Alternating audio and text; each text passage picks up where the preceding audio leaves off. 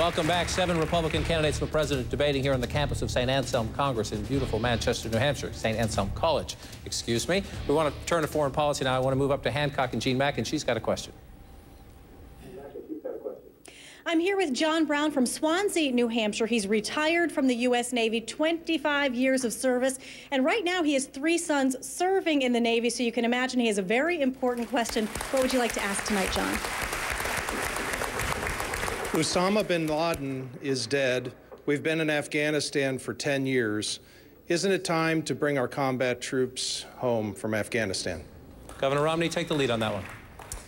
It's time for us to bring our troops home as soon as we possibly can, consistent with the word that comes from our generals that we can hand the country over to the Taliban military in a way that they're able to defend themselves, excuse me, the Afghan military, to defend themselves from the Taliban. That's an important distinction. But I want to say, first of all, thank you to you for the sacrifice of your family and your sons in defending the liberty that we have and our friends around the world. Thank you for what you've done. Congressman Paul. Let me continue, and that is, I think we've learned some important lessons in our experience in Afghanistan. I want those troops to come home based upon not politics, not based upon economics, but instead based upon the conditions on the ground determined by the generals. But I also think we've learned that our troops shouldn't go off and try and fight a war of independence for another nation. Only the Afghanis can win Afghanistan's independence from the Taliban. Thank you. Congressman Paul, do you agree with that position? Not quite. You know, I served 5 years in the military. I've had a little experience. I've spent a little bit of time over in the Pakistan, Afghanistan area, as well as in Iran.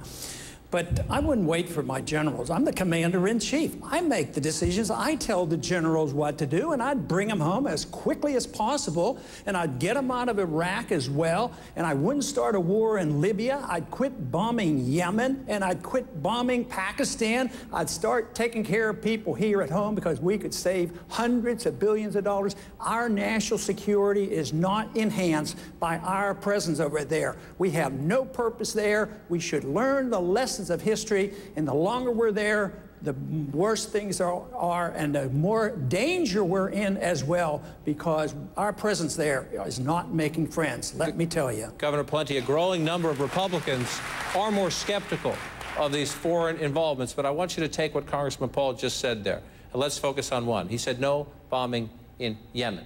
The strikes in Yemen have been targeted at al-Qaeda leaders, al-Qaeda operatives, who the President of the United States, who happens to be a Democrat in this case, views as serious threats against this nation. Do you agree with Congressman Paul there, or do you agree with President Obama and the strikes? Let me first say to John, thank you for your family's commitment to our nation, to your service, to the sacrifices that you've made, and to the burdens that you bear. I know I speak for everyone in this room and all across this country when we say we're grateful to you. We wouldn't have the country without people like you and your sons. Thank you very much. And beyond that, John, I start with this perspective. On September 11, 2001, individuals and groups killed 3,000 or so of our fellow Americans. They would have killed not 3,000, but 30,000 or 300,000 or 3 million or 30 million if they could have had the capability to do that in their hands. And as soon as they get it, they'll try. And the first duty of the President of the United States and the leader of this nation and Commander-in-Chief is to make sure this nation is safe. So you bet, if there are individuals I have intelligence on or groups in Yemen that present a threat to our security interests in that region or to the United States of America, you can bet they'll hear from me and we'll continue those bombings. All right, let's stay on foreign policy, and I want to move the questioning. Tom Foreman up in Rochester. Tom? Lost it. All right, we're having a problem. Here we go. I'd like to know your opinion on your involvement with Libya. Congresswoman Bachmann, should the president have joined initially more U.S. presence, but now a NATO operation? Was that the right thing to do? Is that in the vital national interest of the United States of America? No, I don't believe it is, and that isn't just my opinion. That was the opinion of our Defense Secretary Gates when he came before the United States Congress. He could not identify a vital national American interest in Libya. Our policy in Libya is substantially flawed. And it's interesting, President Obama's own people said that he was leading from behind. The United States doesn't lead from behind. As commander-in-chief, I would not lead from behind. We are the head. We are not the tail. The president was wrong. And all we have to know is the president deferred leadership in Libya to France. That's all we need to know. The president was not leading when it came to Libya. First of all, we were not attacked. We were not threatened with attack. There was no vital national interest. I sit on the House Select Committee on Intelligence. We deal with the nation's vital classified secrets. We, to this day, don't yet know who the rebel forces are that we're helping. There are some reports that they may contain al-Qaeda of North Africa. What possible vital American interest could we have to empower al-Qaeda of North Africa and Libya? The president was absolutely wrong in his decision. Mr. Speaker, address the same question. Was it in the vital national interest of the United States? And as you do so, I had a conversation with a soon-to-be candidate who's not here tonight, Governor Huntsman, recently, who said he didn't think so when it came to vital national interest, and he also said we can't afford it right now. Should the price tag be a factor when you're the commander-in-chief of the United States? Well, sure. The price tag's always a factor because, as General Eisenhower, once he was president, pointed out, as Abraham Lincoln understood, as George Washington understood, that's a part of the decision. But I think what Congressman Bachmann just said ought to really sober everybody about how much trouble we're in. 10 years after 9/11, our intelligence is so inadequate that we have no idea what % of the Libyan rebels are, in fact, al-Qaeda. Libya was the second largest producer of people who wanted to kill Americans in Iraq. And I think that we need to think fundamentally about reassessing our entire strategy in the region.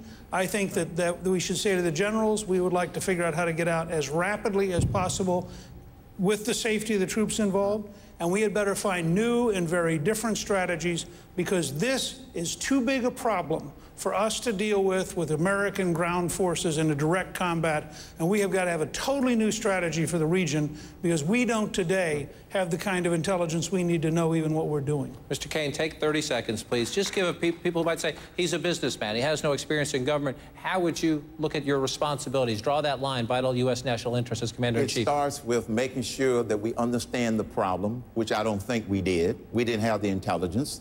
Number two, is it in the vital interest of the United States of America? And if the answer is no, then we don't go any further. If it's not in the vital interest of America. To paraphrase my grandmother, with the situation in Libya and many of these other situations, they are not simple situations. It's a mess.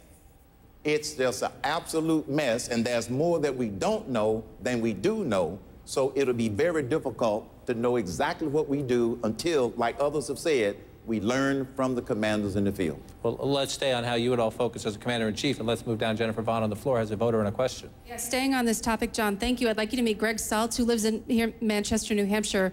What's your question tonight for the candidates? I support the U.S. military, but frankly, we are in debt up to our eyeballs. We have nation building going on around the world where the world's police force, World War II is over, the Korean War is over, but we still have military bases all over Europe, all over Asia. We have something like 900 military bases all around the world. And I want to know if there's a candidate on the stage who's willing to shut down the bulk, not the bulk of these bases, but the bases that aren't vital to our national security and take that money to pay off our national debt. Senator Santorum, why don't I start with you on that? We've actually closed down a lot of bases overseas, but look, what we're dealing with is a failure of leadership on this administration's part to actually put together a strategy where we can confront our enemies. And our enemies are asymmetric threats, terrorism. That means that they are not just positioned in the Middle East, but around the world. That means we have to have the ability to be able to confront those threats from around the world, which means we need basing around the world. So, number one, we do need that basing. We do need to be able to be nimble and to be able to attack where we're attacked, because it's not just a threat. We don't need to build bases in Germany for a threat from the Soviet Union. It's a much broader threat, number one. So we have to engage our allies and have our allies know that we have their back. The president has not done that.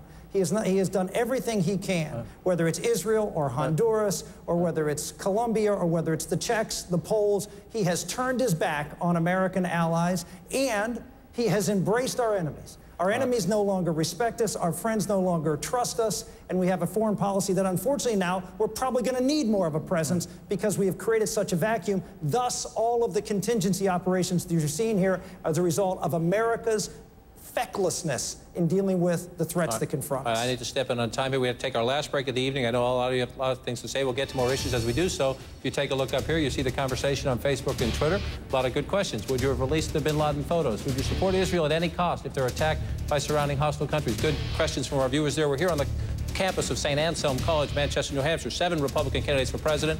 We'll be right back.